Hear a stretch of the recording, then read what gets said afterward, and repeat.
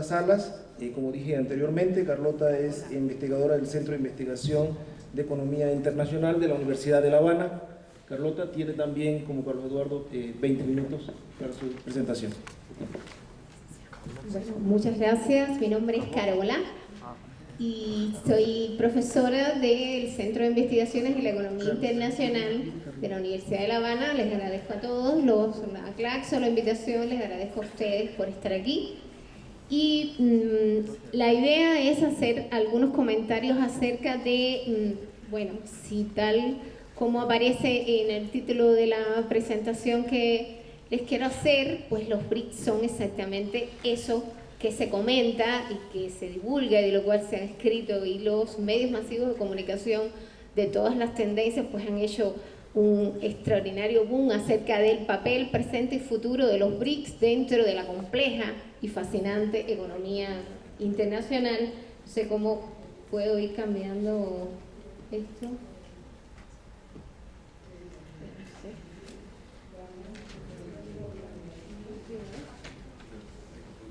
Acá, ya que bueno, a ver, ustedes tratan de seguirme a mí. La idea es eso, hacia dónde vamos y el papel de los BRICS dentro de esto. Voy a hacer igual que la profesora Maribel. Eso es un vicio profesional y me es difícil estar sentada hablando, ¿no? Es decir, ¿hacia dónde vamos? ¿Qué papel tienen los BRICS dentro de este complejo escenario internacional?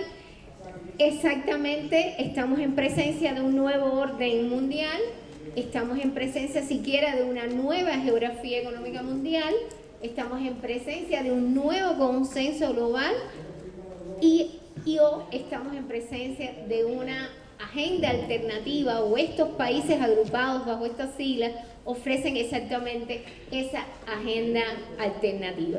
En cualquier caso, siempre a mí me viene a la mente, recuerden ustedes cuando se le otorgó a Obama, recién reelecto presidente norteamericano, pues el premio Nobel de la Paz. Ustedes recuerdan que cuando menos se consensuó que estaba adelantado, que estaba apresurado.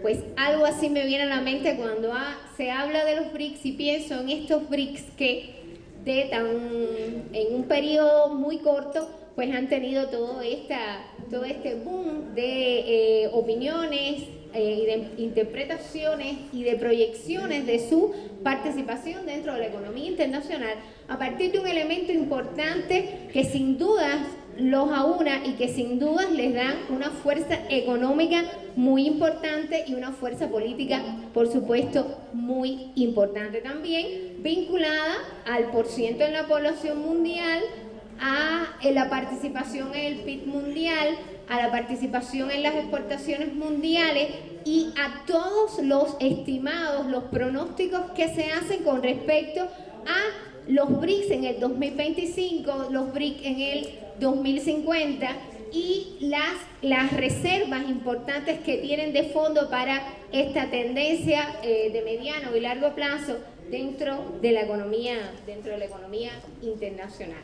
¿Qué se proyecta para los BRICS? ¿Cuáles son las proyecciones que los estudiosos de estos temas plantean con respecto a ellos? ¿Y cuál es la proporción de su participación dentro de la economía internacional con respecto a los países del G7? Camínalo ya. Bien, con respecto a su papel en la economía, está bien claro las potencialidades que cada uno de ellos como país tiene y las potencialidades que podrían derivarse de una participación, digamos, mancomunada de estas economías dentro del contexto internacional. La pregunta es si las condiciones objetivas existentes en esa economía internacional y las consideraciones y los condicionamientos políticos que se derivan de la interacción de estos países BRICS dentro de la economía internacional pudieran hacerla efectiva o no. Estos son estadísticas con respecto a los flujos bilaterales dentro de los países BRICS, es decir, el porciento básicamente por exportaciones e importaciones de los vínculos entre unos y otros, lo que quiere decir que todavía estas economías tienen al interior de ellos, al interior del grupo BRICS, pues un insuficiente nivel de relaciones, es un insuficiente, todavía escaso vínculo económico que podría, repito, o no, en función del desarrollo de una serie de acontecimientos que trascienden incluso el ámbito económico y tienen un marcado sesgo político, pues podrían llevar a uno u otro. La composición de esos flujos comerciales, mucho se ha estudiado también, hay una serie de estudios hechos con respecto a los principales productos que intercambian estos países, las relaciones de no complementariedad que tiene su comercio, la poca imbricación de esas relaciones comerciales y digamos las limitaciones desde el punto de vista de la cantidad de productos que interactúan en estos procesos. Hay además una serie de consideraciones que se derivan del tipo de productos que intervienen en las relaciones al interior de los BRIC y los BRIC con el resto de los países nuestros, de nuestros países. ¿Qué tipos de relaciones se establecen entre ellos?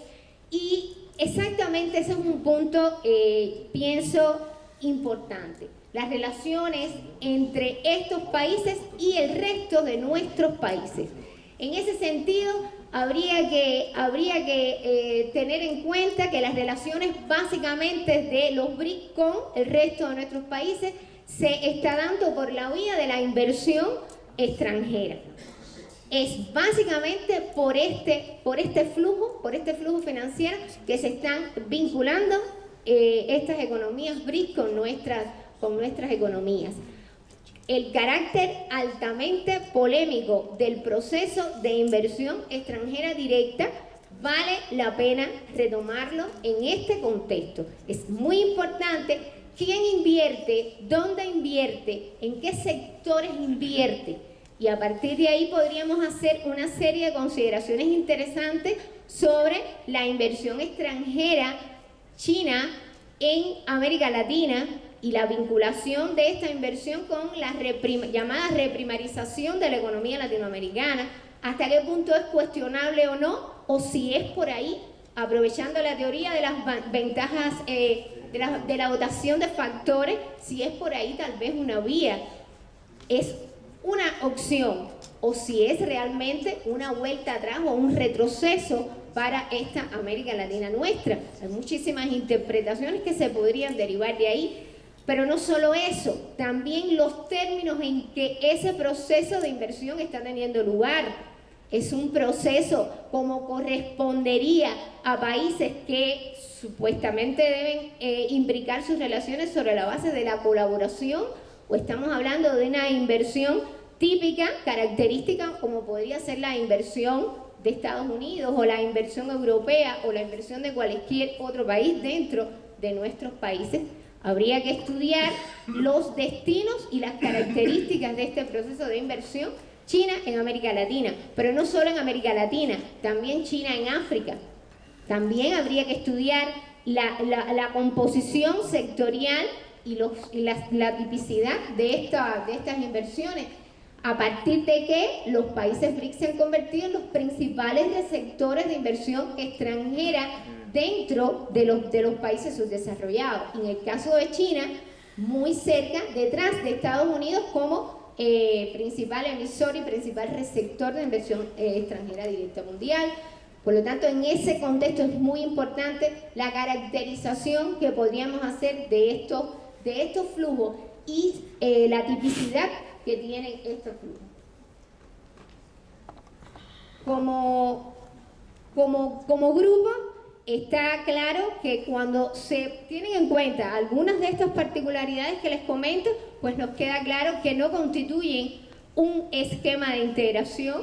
Es más, no pretenden, al menos no lo han declarado explícitamente, tácitamente, que pretendan un proceso de integración, simplemente hay una apuesta a una alternativa, a una, digamos, voz de estos países dentro de la economía internacional, dentro de la estructura de los organismos internacionales, poco de confrontación o de enfrentamiento, decía el profesor anterior, a los organismos financieros internacionales, a la estructura, a la propia estructura de Naciones Unidas. Pero en esto también hay contradicciones al interior del grupo BRICS, que sería importante en algún otro momento de la exposición se las voy a precisar. Sí, la ubicación de los BRICS en el contexto de la economía internacional pues también es complicada. ¿Dónde los ubicamos? Y más exactamente, más importante todavía, ¿dónde se ubican ellos y cuáles son las pretensiones de ellos dentro de la economía internacional? Los conflictos que hay al interior de los BRICS son también esenciales para entender la complejidad de este grupo de países, la complejidad de las relaciones que establecen, la complejidad de las características y de las consecuencias que tiene el proceso de acumulación que está teniendo en estas economías, el proceso de acumulación chino, las consecuencias que está teniendo, dije ya, en términos de exportación de capital, en términos de inversión extranjera, digo yo en términos también de cambio climático y las emisiones de CO2, cosas en las cuales lamentablemente no hemos tenido una respuesta adecuada de las autoridades chinas, no hemos tenido todavía un comprometimiento efectivo y real para la solución de estos problemas. Por lo tanto, constituye un gran desafío, no solamente desde el punto de vista teórico, sino práctico, también la proyección de los países BRIC dentro de la economía internacional a partir del desarrollo de sus propias contradicciones. Contradicciones que cuando se analizan desde el punto de vista de la bilateralidad, quedan claras las contradicciones importantes, por ejemplo, entre China e India, las contradicciones importantes entre Rusia y China, las contradicciones entre China e India, recuerden incluso las contradicciones que parten de la no aceptación por parte de China de que India forme parte del Consejo de Seguridad en una hipotética posibilidad que pudiera darse, no la manejan, no la asimilan. Hay una serie de contradicciones que tienen que ver con los intereses chinos en Siberia que se contraponen con los propios intereses rusos. Es decir, hay una serie de contradicciones que tienen que ver, digamos, por ejemplo, Brasil, que tienen que ver con India, a partir de diferendos en políticas comerciales y concretamente en política arancelaria. Tiene que ver, por ejemplo, con política monetaria y los problemas vinculados a la revaluación del yuan, donde hay planteamientos de algunos miembros de estos países BRIC que no se difieren en nada a los planteamientos del Fondo Monetario Internacional y los propios Estados Unidos en particular, a partir de la diferente situación, la crítica situación que se presenta en algunas balanzas comerciales por los déficits comerciales con China. Y lo que esto representaría una apreciación del yuan para los intereses de política comercial, pues un conjunto de contradicciones muy, pero muy, muy importantes que pueden lacerar y derivar en una tendencia u otra la proyección de los BRICS dentro de la economía internacional y que fuera realmente lo que nosotros queremos o a donde nosotros queremos que estos países lleguen, a donde nosotros pretenderíamos que los países BRIC establecieran un conjunto de relaciones de colaboración, realmente de colaboración bilateral con el resto de nuestros países que no son BRICS, pero estamos dentro de este gran saco. Por eso yo, para finalizar, les digo, como aparece ahí, demos, estimados colegas, a los BRICS el beneficio de una duda razonable. Muchas gracias.